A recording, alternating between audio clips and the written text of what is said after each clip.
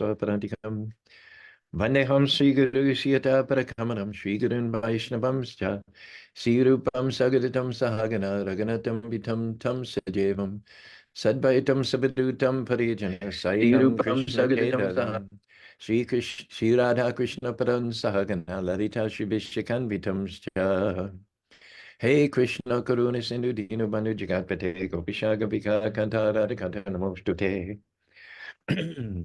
Narayanam Namaskritam Naram Chevanaruttamam Devim Sarasatim Vyasam Tato Nishtapadeshu Badreshu Nityam Bhagavata Sevya Bhagavati Uttamashaki Bhaktir Bhavati Naistiki Nigamal Kapitudagaritam Param Shukamakaramitam Devisamitam Pibata Bhagavatam Rashamam Mahori Shikabarikam Krishna Sadama Bhagade Damagane Karunashtadisham Shaparanako Dinodidam Om Narayanaya Vidmahi Vasudevaya Dhimahi Tano Vishnu Prachodhyate Om Mahadevi Cha Vidmahi Vishnu Padni Cha Dhimahi Tano Lakshmi Prachodhyate Mahalakshmi Namastubhyam Namastubhyam Sarasari Hari Pare Namastubhyam Namastubhyam Dhyadine Tapti Kanchana Gonagi Radha Vindavaneshwari Vishavana Sute Devi Pranamani Hari Pare Atmanamastu Muni Anagrantika Korbanti Adhikamayitam Buddhagana Hari Nama Om Vishnu Padaya Krishna Pastaya Bhutare Srimati Bhakti Vedanta Swami Tinamani Namaste Saraswati Devi Gauravani Pachadini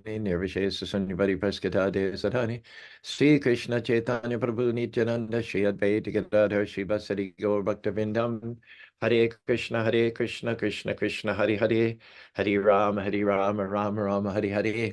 Good morning on this Wisdom Wednesday. Brent on Facebook Live and Rob on Zoom. Our topic today is the snake of death. Gajendra is coming to the point where his consciousness is becoming integrated. Previously, when the canto, this segment opens, his consciousness is all over the map. His consciousness is on the beautiful surroundings, the flora and the fauna, the other animals over which he's sovereign, the categorization of those animals into predator and prey, and those that might be a threat and those that might not be a threat, the friends, the enemies, the neutral party. Then there's his wives, Striyam, Pumsams, Mituni, Bhav, Metan, and the expansion of himself through his wives in the form of his children. The fact that he's on one of the elevated planets, he's no longer in the middle planetary systems, but he's living a prolonged life of sense gratification, a heavenly planet. There are so many thoughts that can occupy his mental life. This is called Vyavishadmaka Buddhi Ekakaruna Bahushaka Hyanantascha. Bahushaka, the intelligence of those who are not Krishna conscious, who don't see a central, unifying, integrated force behind all of creation. It is all over the map, all over the map.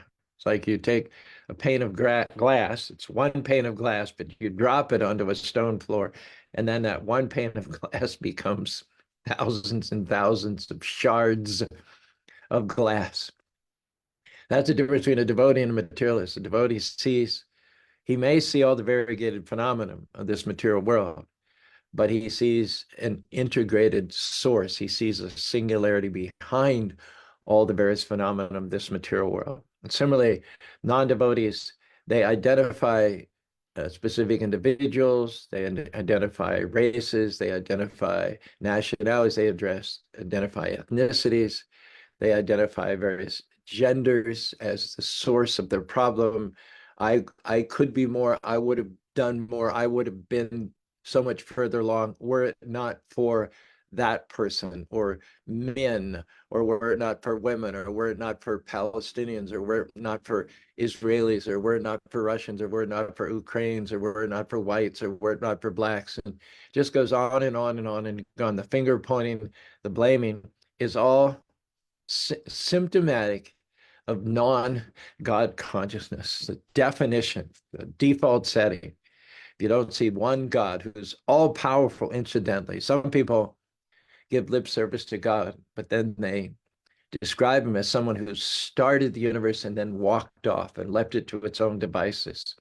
So they're giving lip service to God, but not to an all-powerful God.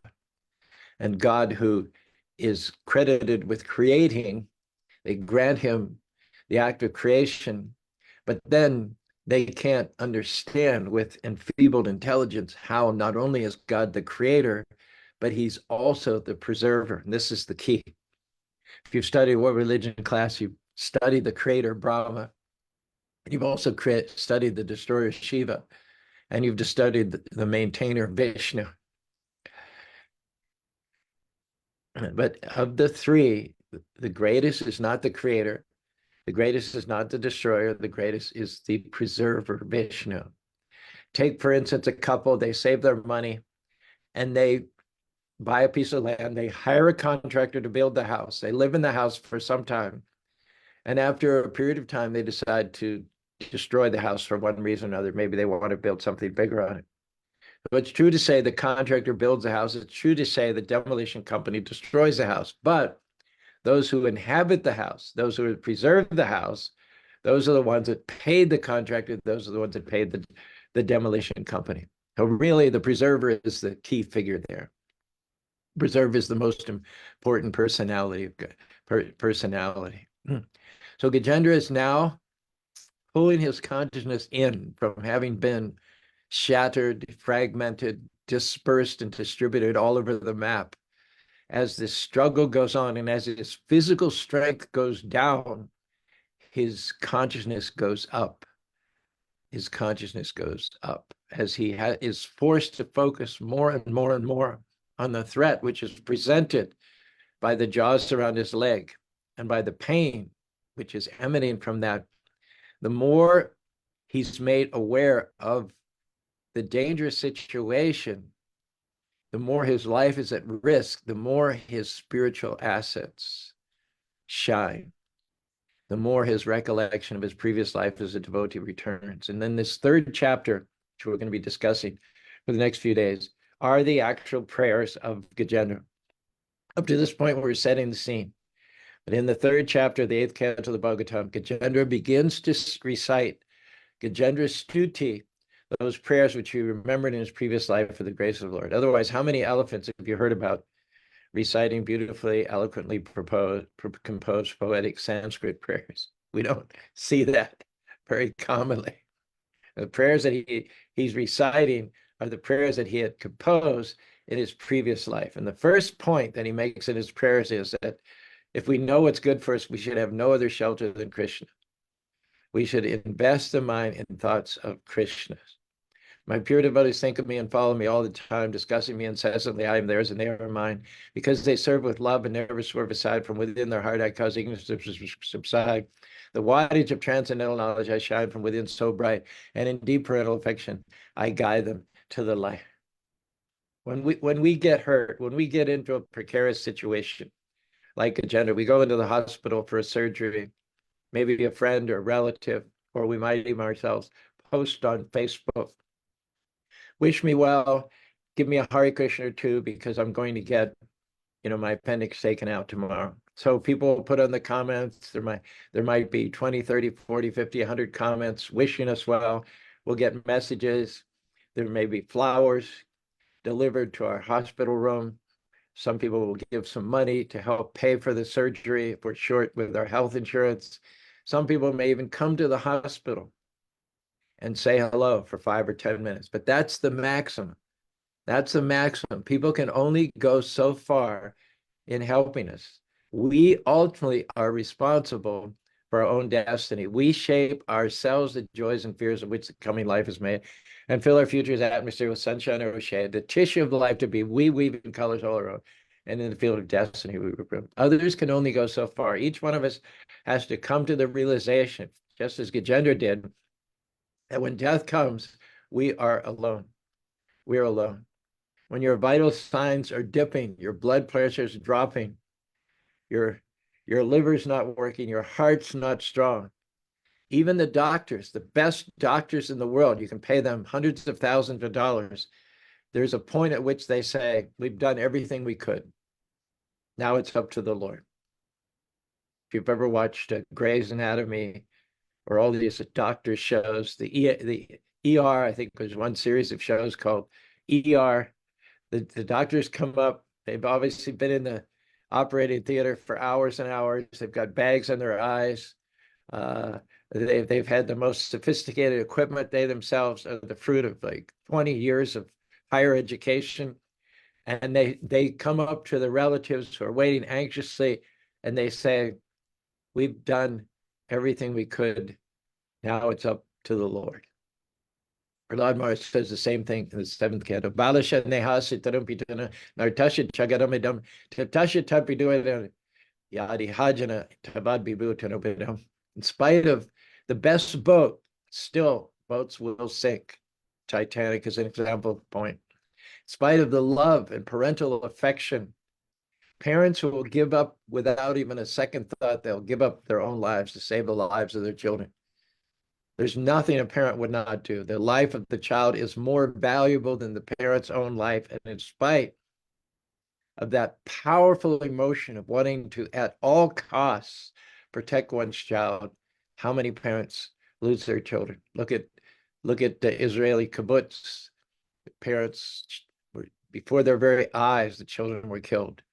And similarly in Gaza, so many children are being killed before the very eyes of their parents. There's nothing they can do about it, in spite of all the parental affection, in spite of the extremely strong, powerful desire on the part of a parent to protect their children. How many children die in spite of that mood of the parent?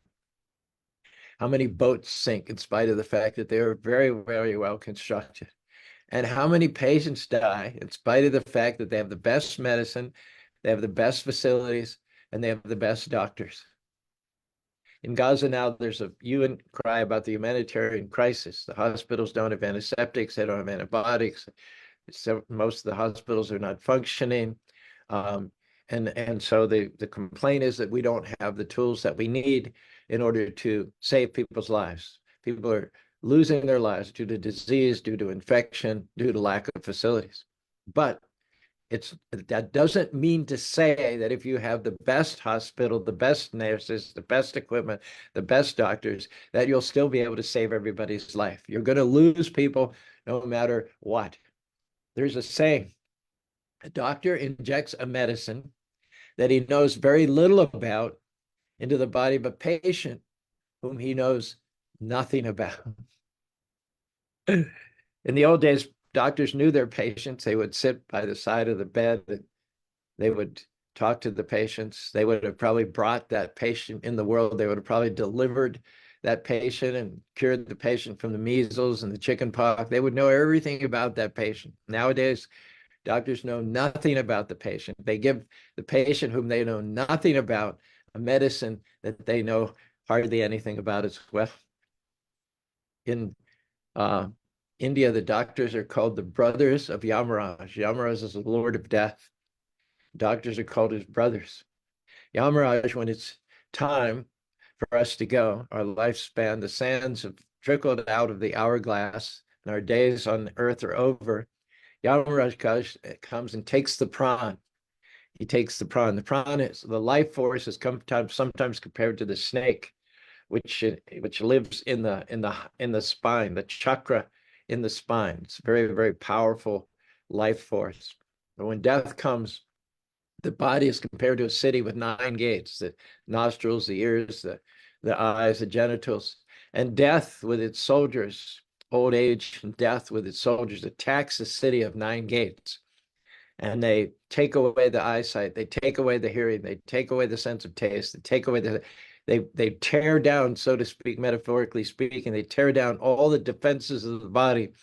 And what they're trying to do, their goal is to get to the pran, is to cast aside willy-nilly the defenses of the pran. And when they get to the pran, the agents of Yamaraj, the agents of old age and disease and death, they snatch the pran from the body. And that's when death comes. So if death is determined to do that, there isn't any doctor in the world that can prevent him. Doctors can do one thing. They can take the dawn. Yamaraj takes the pran. The doctors take the dawn. That means to say that in the effort to save the patient, whether they save him or not, the doctors are still going to come away with gold in their hands. Win or lose, cure or death, life or death, the doctors are all about dawn. So Yamaraj and agents, they're single-mindedly attacking the city, assaulting the walls, breaking down the defenses with the single-minded determination to kidnap the prawn, the life force, which is sheltering within the vertebrae system. And the doctors, they try their level best, but it's pretty much an exercise in detachment because they have no idea, in spite of the best medicine, the best surgery, the best facility, they have no idea whether their patient's going to survive or not. It's almost a cliche. The doctors say, we've done everything we could. Now everything is in the hands of God. That's what they say to relatives. So Yamaraj and doctors are brothers. Yamaraj takes the prawn and doctors take the don. Don means money. They get paid whether the patient lives or dies. I remember a joke. I saw it many years ago in a magazine. The patient, who was quite elderly, was sitting in front of the doctor. The doctor was behind his desk, and the patient was saying to the doctor, "And they told me these would be the golden years." And the doctor, he said, "Well, I find them to be so." Our old age, our disease, is the good fortune of the doctor who wants to make lots and lots and lots and lots of money. Oftentimes we work our whole lives up into our 60, 65th, 70, 75th year, amass huge fortune, and then the doctor gets it all. And he's still, if he's going to save us, it's only due to the mercy, the grace of God. And Gajendra starts off his prayers with this paramount point of importance. Nothing can help me except the Supreme Personality of God. Parents may be there, well-constructed boats and cars. We bought this Hyundai a couple years ago, an Ioniq. It's by Bobby, tends to be a little absent-minded, especially when she's hurtling down the road at 75 miles an hour. She has trouble keeping her mind on the various dangers that are there on the highway. So I was trying to think of how, considering that, she puts herself at risk every time she gets behind a wheel, how we can minimize that. And so my friend Yogi Shah, he said Hyundais are a very safe car. I had no idea what he was talking about. And then one day I rented a car. I was somewhere and I rented a car. They happened to give me a Hyundai, and I was on the freeway, and I had set the cruise control at 75. And then all of a sudden, the car slowed down to 60. And I'm thinking, why is this car doing 60? The cruise control is at 75. I couldn't figure out what it was. And it was so mystifying, so baffling to me that I pulled over into a parking lot. I pulled out the owner's manual, I flipped through, and then I realized there's all these radar features. There's radar in the Hyundai.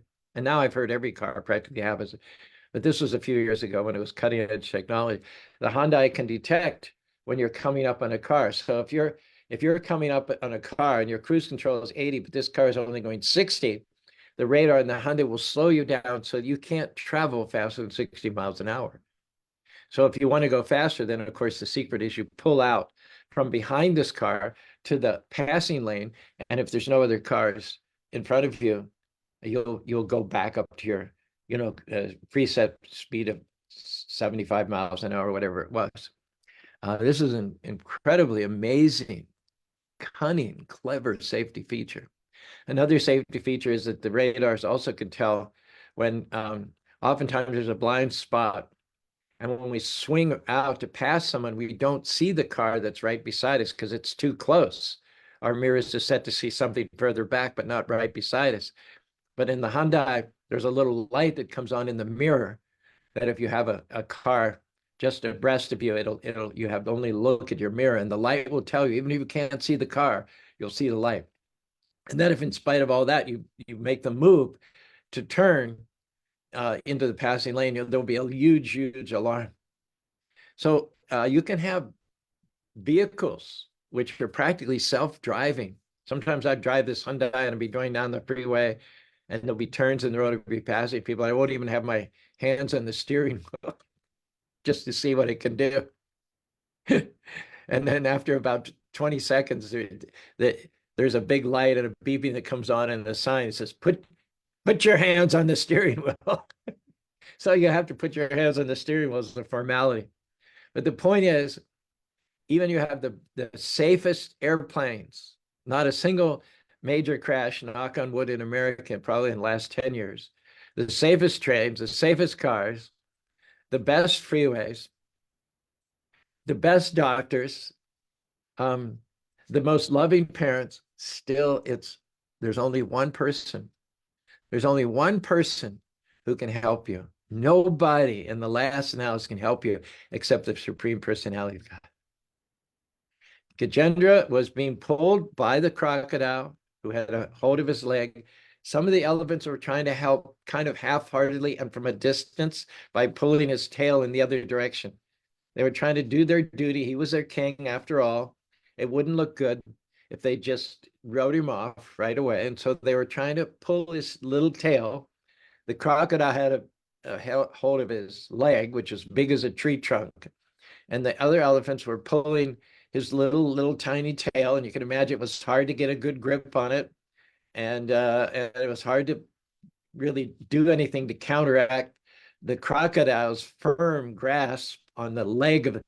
And you might ask, well, why didn't the elephants go in and get a better hold on Gajendra's back legs? They might, if one elephant gets one back leg and another elephant gets another back leg, and they pull, they might have been able to get Gajendra back on shore. Well, the answer is they were only willing to do so much. They thought if there was one crocodile in the water, which caught Gajendra, and if we get in, if two of us get in to grab his back legs, there might be two more crocodiles there. So it doesn't help us.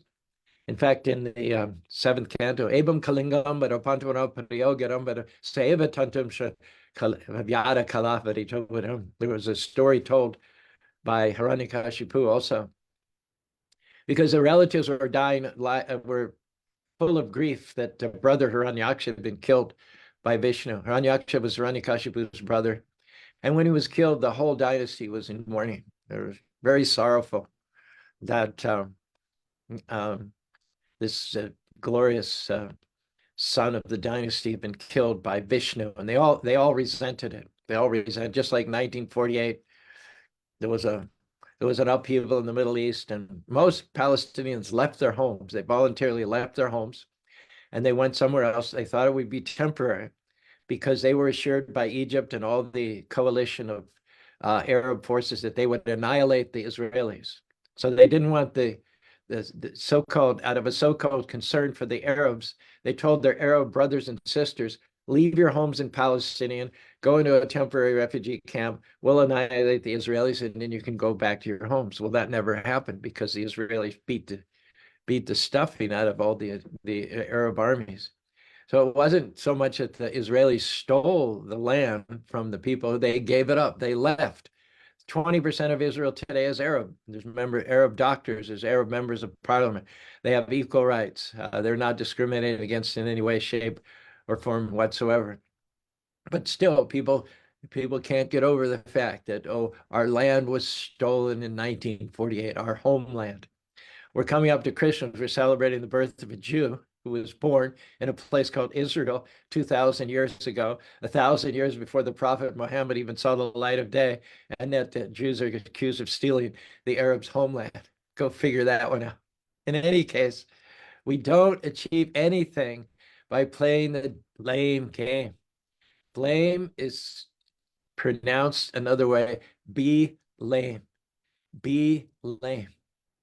So we can help each other up to a point, to a certain extent, but neither our will, because we don't want to get ourselves in trouble. Oh yeah, and the example I was given was that Hiranyakashipu was consoling the relatives about the death of his brother Hiranyaksha, and he gave this example. One time there was a Kalinga bird and his mate in the forest, and the Kalinga bird saw his mate shot down by the arrow of the hunter. When he saw his mate shot down by the arrow of the hunter, he became so full of grief, he became paralyzed. And he instead of saving his own life, he stood by as a perfect target by the corpse of his mate. And then following the death of his companion, then of course he made a very easy target for the hunter, who then had a deuce. He got two for the price of one. So yes, our relatives are at risk. Yes, we ourselves are not assured even another day here, but we have to not get so caught up in the past. We have to not get so affected in loss. We need to realize that we have our own destiny. Krishna has great things in mind for us. And part of his way of preparing us to shoulder the burden of future blessings in the future, sometimes he does send reverses. Sometimes he does send losses. If the Palestinians want to moan and groan about what happened in 1948, if they feel they have a right to have a big pity party, what about the Jews?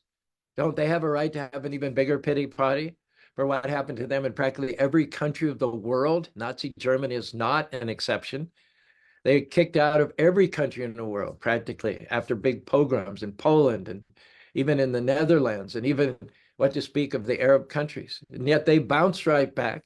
Doctors, lawyers, scientists built one of the greatest countries in all of the world, right there in the middle of the Arab world, with human rights, with they turned a desert, and I can say because I spent a year in Israel living on the kibbutz, they turned a desert, what was a desert for thousands of years, they turned it into a garden through irrigation practices and growing things. Anyway, our point is that loss will come, setbacks will come, betrayals will come. Don't waste your time getting stuck in the past. Don't waste your time pointing fingers. Don't waste your time in the blame game. The difference between those who are moving towards God's destiny for them and those who are not moving towards God's destiny is that those who are moving forward see all so-called reverses as a test. It was the setback was a setup for a comeback. The setback was a setup for a comeback. So now Gajendra, due to the mercy of the Lord, is seeing all of his plans failing. His own body is failing him. The bodies of the other elephants are failing him. The environment is not on his side. He's in the water where it is not his strong point. His strong point is being on the land. The fact that he's the king, he can't say to the crocodile, "Do you know who I am? You better let go because of who I am." There's nothing he can do, in spite of all his power, all of his influence. I heard about a famous millionaire. He had armed guards everywhere around his mansion. He had 10 doctors constantly taking his pulse, his blood pressure, taking his temperature throughout the day. He had the best of medicines, the best of herbs. He had a complete gym, better than Vasa in his own home.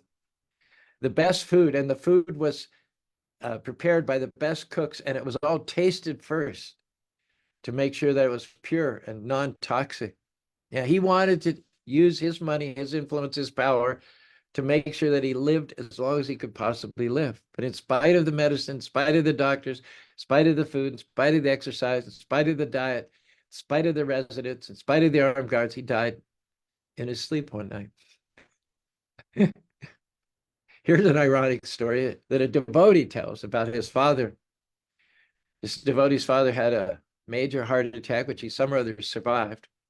The doctors told him to keep a little pill, a little nitroglycerin pill in his pocket right there. And if you felt another heart attack, just pop that in your mouth and it'll open the constricted blood vessels and it'll avoid a heart attack. So he carried this little pill every day. He would make sure, and throughout the day, he would check. He would check to make sure it was there, that it hadn't fallen out over and over again. When his next heart attack came, it was so sudden and so severe that his jaw was locked. His jaw, with the pain, the icy hand gripping his heart made it so painful that, how we clench our teeth when something's painful, we're just trying to tolerate and get through something, his jaw was so clenched that he couldn't force the pill between his teeth, and he died. Gajendra is reminding us of our own limitations and the limitations of others, and he's praying. First few of his prayers are to this effect: Lord, you have so many servants, Lord. You have so many to do your bidding. On my side, I have only one master. I count myself amongst the innumerable servants of yours. Now you have so many servants. You may decide to take service from me, or you may not take service from me. But irrespective of what your decision is, I don't have anywhere else to go. I don't have anyone else to take shelter of. This is called one pointedness. The Avishatmaka Buddhi Eka Kuru Nandana. This is a devotee. Lord, you may take service from me, or you may not take service from me. But I have nowhere else to go. I can't change the fact that I am your servant. One of our devotees comes to Utah a couple times a year. He's an absolutely brilliant preacher, written 30 or 40 books, preaches all over the world, is on YouTube almost daily, sometimes 2 or 3 times a day, with all kinds of insights and wisdom. His name is Chaitanya Charan. When he was a youngster, he got polio, became disabled. He has to walk with braces, and he kind of drags one of his legs behind him. But one devotee asked Chaitanya Charan, and I've also wondered myself in complete awe. He travels all over the world. He's always 2 or 3 times a day. He's got new offerings on YouTube. He takes planes. He preaches, and just there isn't a temple in the world he hasn't been to, and he's got this disability. And so a devotee once asked Chaitanya Charan, how can you travel so much with this disability? And Chaitanya Charan's answer was typically sagacious. He said, Krishna's taking care of the 4-legged. Krishna's taking care of the 3-legged. Krishna's taking care of the 2-legged. But why wouldn't Krishna take care of the 1-legged? Considering that I live to write for Krishna and I write to live for Krishna. That single-minded determination is what captures the heart of Krishna.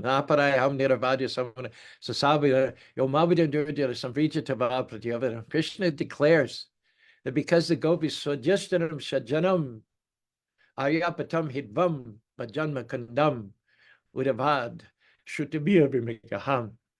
Because you have done what is very difficult to do, Krishna says to the gopis, the cowherd maidens of Vrindavan. Swajishtaram shajanam, you've given up your family, your husbands. You've even left in the middle of the night your small children lying in their cradles. And where your relatives and family members have tried to restrain you, you've gone through the window. You've gone through the window in order to heed the call of my flute at midnight in the full moon season. And those of you who are prohibited from leaving the house through the window or through the door, you came to me by giving up your bodies, risking all social censor, risking all criticism. You've given up the principles of the Aryans. You've given up family ties in order to come to me in the middle of the night. And in the face of this sacrifice, in the face of this devotion, I, the Supreme Personality of Godhead, declare myself bankrupt.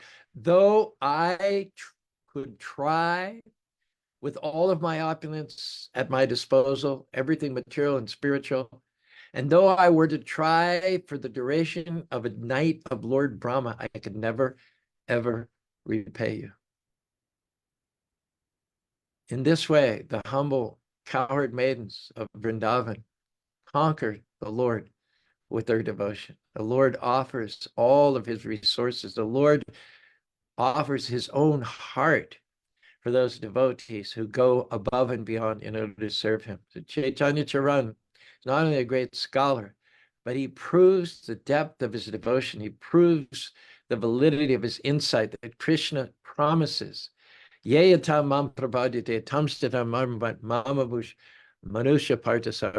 according to the level of their surrender to me, I reward them accordingly. So someone like Chaitanya Charan, he's not blaming the doctor. He's not blaming fate. He's not blaming his body. He's not blaming circumstances. He's taking it that I am one-legged by the mercy of Krishna.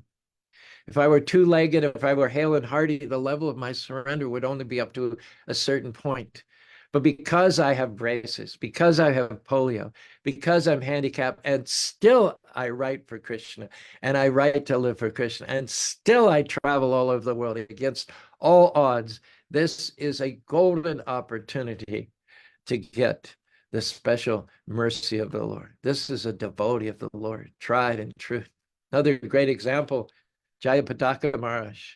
Jayapataka Maharaj was born a Canadian, went to India, was so uh, keen to serve Prabhupada's mission in Mayapur, the birthplace of Lord Chaitanya Mahaprabhu, that he taught himself how to speak Bengali.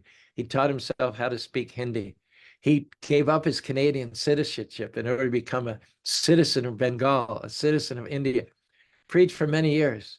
It got 50, 60, 70,000 disciples. I don't think even his secretaries know how many disciples he had a Ripley's, believe it or not, record for the number of air miles logged. And everybody knows it's not healthy to travel 5,000 feet above the surface of the earth, breathing artificial air in a controlled environment, sitting for hours at a time, risking blood clots and so on and so forth. So as he entered into middle age, he had a severe stroke, a series of strokes.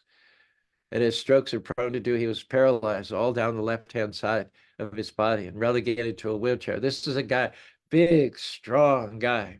And because of his travel, because of his devotion, because of his dedication to Prabhupada, he paid the price of having a severe stroke a number of years ago. And then as having a stroke and being confined to a wheelchair, not exercising as much as he could, then other complications come on. He's had a liver transplant, he's a kidney transplant, but you can't stop the guy. You can't stop him. He still travels. He still shows up in Texas. He shows up in Los Angeles. He shows up in Europe. He is going to serve Prabhupada to the last breath, to the last puff of breath. This is devotees. They may be bitten by so many crocodiles in this material world, by the crocodile of polio, the crocodile of stroke, by the crocodile of COVID, by the crocodile of having to be relegated to a wheelchair. But still, they cannot be, their spirit cannot be dampened. Their enthusiasm cannot be in any way lessened by the challenges that face them. In fact, you throw more challenges at them, they get more enthusiastic because they know this point. They know this secret. And we'll end with this today. This is a secret. Kima prabhatayi tekrichitan rapravidid lasham vishayashu tama padashu suledi hanami antikaham. The non-devotees, their consciousness is all over the map. They have so many areas of concern, so many toys, so many gadgets, so many Facebook friends, so many people on Twitter, so many people on LinkedIn, so many people at the office, so many family members, so many people at the gym. Their conscience is all over the map. So they're compared to little mice going here and there with their little plants.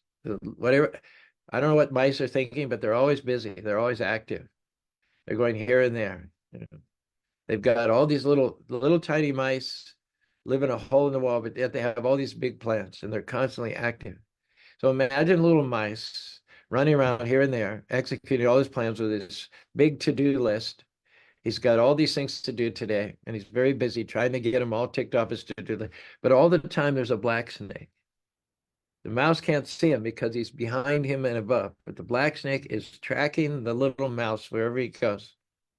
And whenever it is a black snake's pleasure, whenever it is his will or whim or fancy, he will in a second gobble up that mice. Doesn't matter his plans, doesn't matter his busyness, doesn't matter that the mice is being interrupted in the middle of something which to the mouse and maybe even his fellow mice is very important.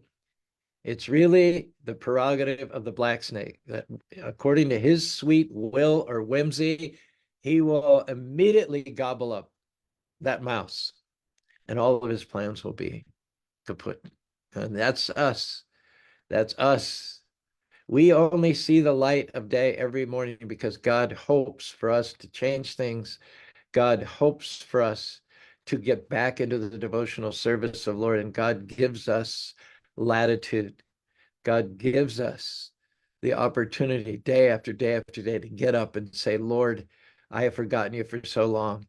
I have relied upon other people, other procedures, the medical world, the transport world, my family, my friends, my bank balance, my residence, medicines, diet. I've relied on all these things, Lord.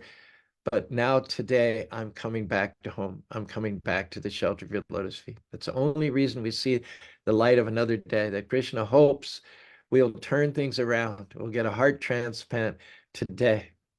Otherwise, when enough is enough, when it's plain that we're not going to change, that we're set on our ways, then that black snake has always been there. He's always, it's not that he arrives, he's always been there.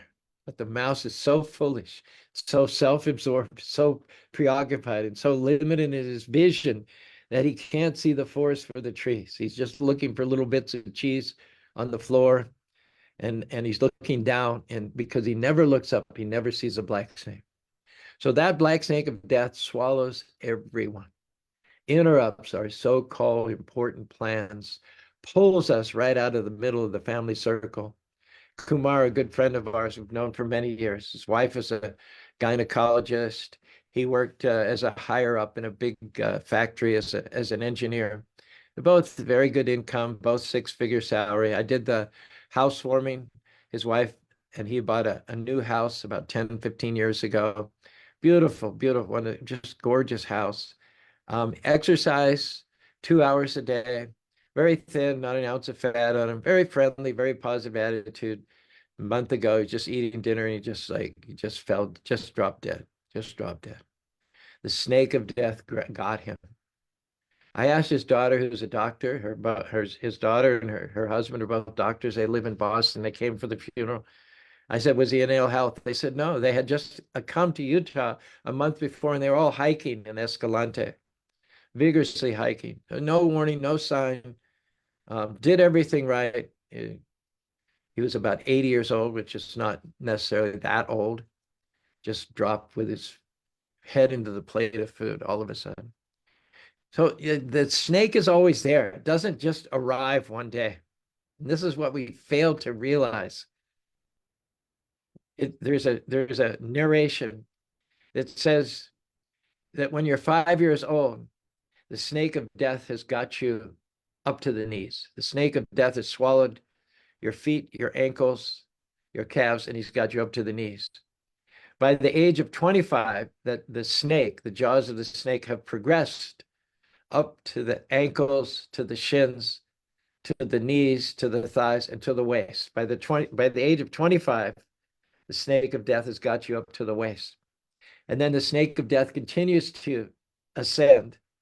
By the age of 50, he's got you to the chest. And it said by the age of 75, the snake of death has got you up to the neck. And anything after that, if you live to be 75 years old, the average lifespan in America is 75, 77 years old. Anything after that is absolutely pure grace. But the fact is that we are always, the day of our birth is the day of our death. We're not 5 years old, we're 5 years dead. We're not 25 years old, young, we're 25 years dead.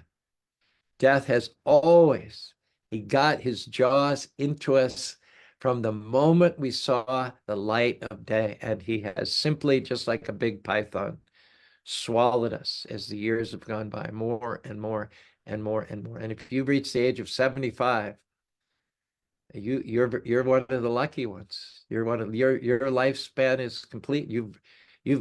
You're running out of track and you're still going. So especially thank God every single day and use the time for God's sake in serving the Lord and honoring him by chanting Hare Krishna, Krishna Krishna, Hare Hare, Hare Rama, Rama Rama, Hare Hare.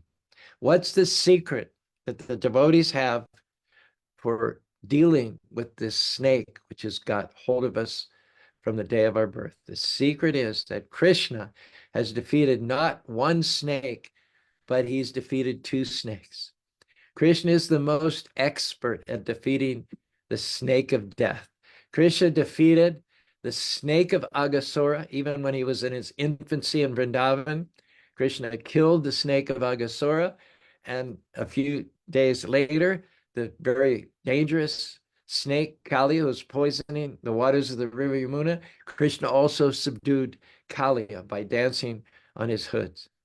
If our problem is that from the time of our birth, we're in the jaws of the snake called death, and he's always with us, then our only shelter should be that heroic Lord who has killed not only one dangerous snake, but two. And what is the most dangerous snake? The most dangerous snake is in the mind. The mind wants to go here, wants to go there, wants to go there, wants to go there. It wants recognition. It wants praise. It wants status. It wants a bank balance. It wants our names on others' lips. So we pray to Krishna above and beyond everything else. Krishna, please subdue the snake of the mind. When the many hoods of the snake of the mind reach out for this, that, and the other thing, Krishna, please dance on the hoods of the snake and bring our mind, our conscious back Krishna, which means to say back to home, back to God.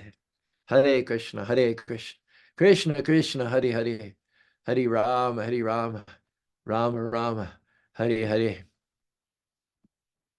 Well, that was good, at least in my opinion. I think that was a good, I don't know about you, but I got a lot of realizations in the last 45 minutes. I don't know why, but when I look at screens nowadays, well, I say it's okay, but it's like everything's kind of blurry. Sometimes it's sharp and sometimes it's blurry. I'm looking at the comments. It's a little hard to discern them. It's like I have some moisture in my eyes, which makes everything blurry. Okay, that's better. Sukshma weighs in with 75 miles per hour too fast, no matter what I'm driving. The speed limit in Utah is 75. You actually, if you don't drive 75, you're considered putting other people at risk. It's funny because Vi's niece came over a couple years ago from England, and England's a small country with just 2-lane roads. They don't have the big freeways. So they're used to driving 45 or 50 miles. And we went up to Yellowstone on the freeway on I-15. No, it's like 4 lanes in each direction. Everyone's driving 75, 80 miles an hour, 5 miles over the street. And she's terrified. She's in the back seat, like absolutely terrified. She's never traveled that fast in her life. And we did almost have an accident. So that didn't help to calm her. That did not help to allay her fears. That's another story for another day. Yeah, well, 75 is pretty much the status quo in Utah. But she drives, she's a professional driver, so we have to take what she says seriously. She's on the road every day driving cars, new cars and trucks and RVs from one place to another. And that's probably why she's done it safely for so many years. She says, I abhor those new vehicles that do everything for the driver. Well, I think something like the radar is more reliable than a human being. Human being, again, especially those whose consciousness is all over the map, are more likely to make a mistake than the radar, than the safety features. Of course, when the safety features go, they go, and you cannot be sleeping. You need to have, that's why you need to keep your hands on the wheel, because at some point, the safety features are going to go. It might be after 2 years or 5 years or 10 years. Mostly they're pretty reliable and they've got a good lifespan. But when they go, you've got to be able to you've got to have your hands on the wheel and you got to be alert. But I would say during the 10 years or so in which you can absolutely rely on that radar and those safety features, there's much greater chance of you losing attention, losing focus, and getting into an accident. So I endorse the safety features. We have a wonderful devotee who comes and cooks the feast almost every Saturday. He's a Punjabi. His name is Surjit. He drives an 18-wheeler for a living. And he says he has those same safety features on his 18-wheeler. The same things I was describing, that you can't come up too fast on someone who's going slow. You can't pass without a warning sign. I have to say I disagree with you, Suksma. I think that, I mean, some people, might actually go to sleep, which is not recommended. But I appreciate, and I also appreciate when I'm driving by Bobby's Hyundai, that I'm much less stressed out. When I'm driving, I realize that any inattention, any mistake on my part could be fatal. And not only that, but there's a lot of crazy people out there. There's a lot of people out there that are hopped up on oxycodone, they're hopped up on alcohol. And we're saying the number of traffic accidents has gone up in recent years in spite of the increased safety of cars. And you know why? You all know why. Cell phones. I cannot believe how many times I see someone swaying on traffic and I look over to see what the heck they're doing. Are they drunk? Are they smashed? Are they just, no, they're just looking at their cell phone, driving down the freeway, 75, 80 miles an hour in the passing lane. So I'm terrified when I'm driving my Subaru, which does not have any of those safety features, because I'm depending on myself and I don't trust myself and I don't trust the other drivers. So I'm full of stress, but not so much in the Hyundai. Not that you should ever be complacent because it's dangerous out there, no matter what you're driving. But anyway, Suksma again is a professional driver, and she's a very safe driver. So we take Natasha. Be lame's the tune of a sorry song. Play the melody of Oops, I Was Wrong. Did you hear that, Rob? Rob's not on Facebook, so I have to tell him everything. Yes, probably. Yes, that was Be lame, good. be lame's the tune of a sorry song. Play the melody of Oops, I Was Wrong. How much trouble, how much grief, how much time and energy would you save if you can just admit that you're wrong? I mean, why would you think you're right all the time anyway? I made a mistake. I said the wrong thing. I thought the wrong thing. I blamed the wrong person. 90% of the time when we blame someone, they had no intention of offending us. It's just the way that we misinterpreted it. And she says, Suksma says, Chaitanya Charan Ki Jai. Yes, these are heroes. Chaitanya Charan Jaya Pataka Maharaj. Sushma says, yikes. He says, I've seen 80-mile, actually, most of Utah, once you get out of the cities, like west towards Wendover, the speed limit is 80 miles an hour, 85 in Texas. She says, I'm old school. Haha, prefer shifting manual transmission. Yes, that's the reason I was reading yesterday that why in Europe they have less traffic accidents because they have most of the cars in Europe are still manual transmission. They're not automatic transmission. Also tends to lull you into a sense of complacency. Okay, Rob, here's another little couple lines from Brent. Take a pause before you meet Yamaraj to find the cause of your disease. Take a pause before you meet Yamaraj to find the cause of your disease. Here's another one by Brent. Take this class to see an integrated source in the pane of glass. Once it's shattered, your life will be scattered. When death comes, that we know pass. That's a good one. Very much to the point. Chad, just with a simple Hare Krishna, which pretty much says it all by Bobby. Pranams. Okay. So thanks, Brent, by Bobby, Shukshma, Chad, Natasha, for coming into the comments section, letting us know that you're there. Thanks to anybody who gives a hearts, a thumbs up, or anything like that. And thanks to Rod, always who's can't even remember when you've even missed one of these sessions, Rod. You're our most faithful follower and our most prolific poet. So can you share today?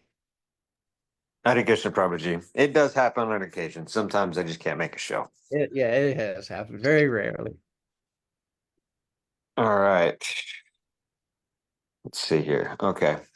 Devotees see each soul as pieces of a greater whole. Nice. No matter how hard we try, eventually we all die. True, true, true. Yamaraj will snatch the prawn. Doctors snatch the dawn.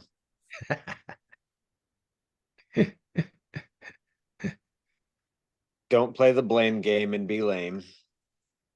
Yep, yep, The setback is the setup for the comeback. Some yep. of these are just direct quotes from you, Prabhuji.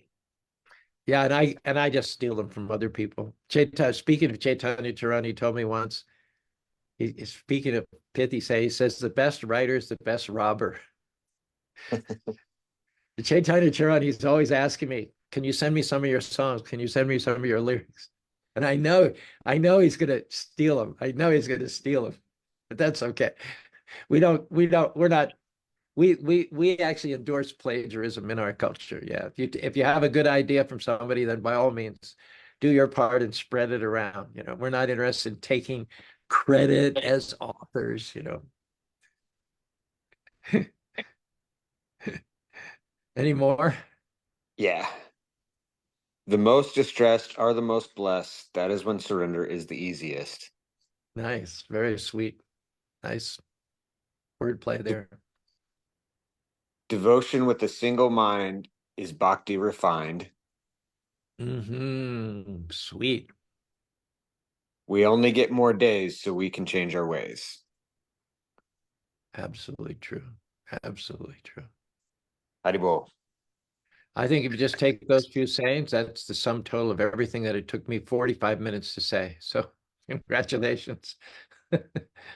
Prabhupada says, eloquence is simplicity and brevity.